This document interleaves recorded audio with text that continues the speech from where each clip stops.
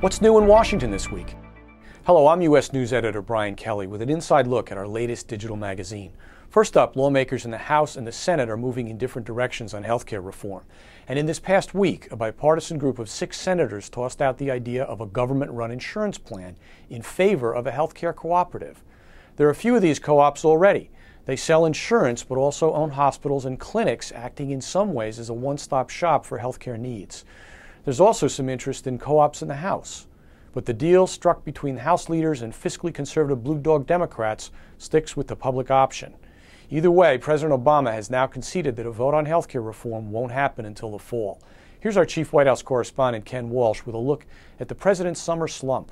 Americans are having increasing doubts about his policies on health care, the deficit, and how to stimulate the economy. Still, Obama presses on. White House aides say all these difficulties amount to just a bump in the road.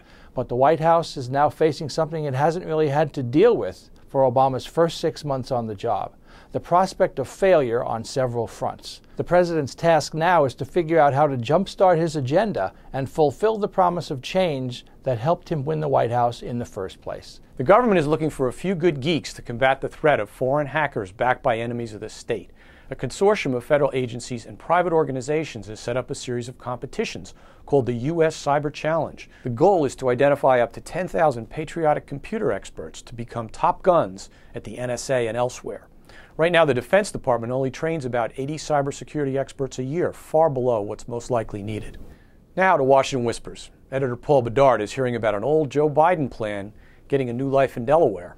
Soon, if Biden and Senator Tom Carper get their way, it will also host its first U.S. national park. And while the park idea was nixed when Biden first championed it in the 1990s, this time is different, and that's because it has the support of the new vice president and President Obama's Interior Department. Paul also looks at George W. Bush's lingering impact on the perception of the Republican Party.